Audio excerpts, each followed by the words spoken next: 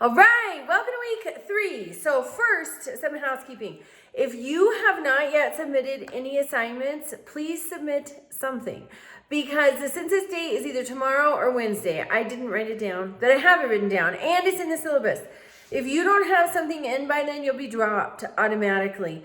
And that's by design to protect you from owing financial aid for a class you did not take. So please, if you're planning to stay in the class, there's only a couple of you who have not submitted assignments. But if you have not submitted any assignments, please get busy or reach out to me because you will be dropped on the census date.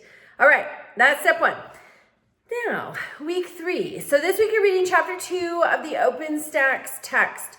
Do not neglect that reading. And if at all possible, please read it in the week it's assigned because then you see a practical application of that reading to really help cement the concepts, because all of the OpenStax textbook reading, you will see that in the midterm and the final, so don't neglect it. All right, then this week, everything else is linked in the assignment. You're going to read the Articles of Confederation, super tiny. What is the Articles of Confederation?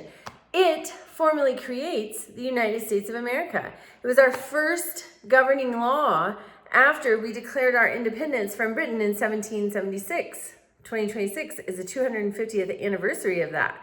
So this was the law, and it was a disaster. It did not have a strong central government, and that was by design. We had trauma, right, from Britain's strong central government, taxation without representation, and the various other things they imposed on us from far away. We had no say. We didn't want a strong central government. We had had experience with that. We hated it. But then what we see happening is each of the states had different economies, different resources, and so the strong, wealthy states or the bigger states, they pretty much did whatever the heck they wanted. And the little states, there was no help. And there was no central government to tie that all together to make it work like the United States. It was sort of the independent states of America under the Articles of Confederation. So they got together originally with the purpose or the order to amend the Articles of Confederation. But some of the brilliant thinkers of the time, Thomas Jefferson, James Madison, John Adams, and others, Roger Sherman, they had been studying because they could see this is a disaster. And so they had no interest in amending the Articles of Confederation. They wanted to toss it out and create new and better, which is what they did. In May of 1787, the delegates who were charged with amending the Articles of Confederation got together in Philadelphia, and until September of 1787, they hammered out the Constitution that we know today. So you're also going to read the Constitution, and just the Constitution. There's 7 articles in the Constitution. You're not reading the amendments unless you want to. We will have the amendments in subsequent assignments, so don't think you're going to miss those. But also you're going to read Federalist number 21. The Federalist Papers are essays. I think there are 86 essays. And they were written by Alexander Hamilton, who had the vision for this strong central government. He was one of the main proponents of it.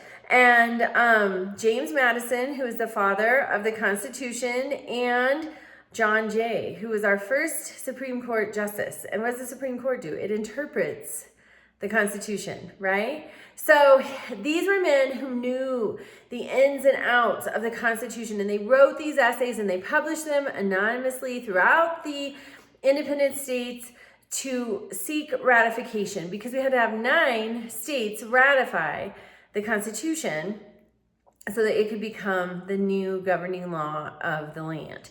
So then you're going to get your hands dirty with this material. You're going to list at least 5 similarities between the Articles of Confederation and the Constitution. You can't just willy-nilly list these. I want to know where they are. I want to know where they are in the Articles of Confederation. I want to know where they are in the Constitution. So each of them has a preamble. Each of them has articles and sections. Within those articles, you can easily cite to the places where these similarities are found. Then, at least 5 striking differences. Don't get in the weeds too much with this. They could be the dates they were created and signed. They could be a note that the Articles of Confederation at the very beginning says it is creating the United States of America. So just keep that in mind. It could be the number of articles, what they represent. With the Constitution, the Article 1 is all about the legislature. Article 2 is all about the executive branch. Article 3 is all about the judicial branch. So then you are looking at the preamble to the Constitution. That's another thing you can have for a difference. Look at the preamble for the Articles of Confederation, and then look at the preamble for the Constitution. These are vastly different. So a similarity is they both have preambles. A difference is what's contained within. The Constitution's preamble has 6 aims. And that's really the theme. That's here's how we're going to govern. I do not want you to copy and paste the preamble. I want you to list each of the 6 aims. 1, 2, 3, 4, 5, 6. Because I want you to think about them.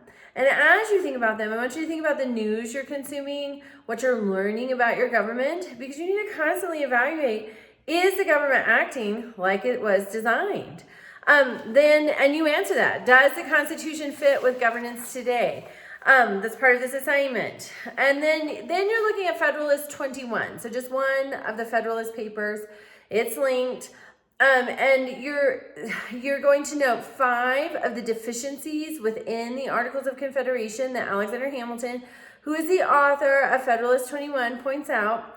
And then the 5 places in the Constitution where those deficiencies are corrected. All right, and then for extra credit, tell me who was the first president of the United States. And I will tell you his name is not George Washington. George Washington is the first president under the Constitution.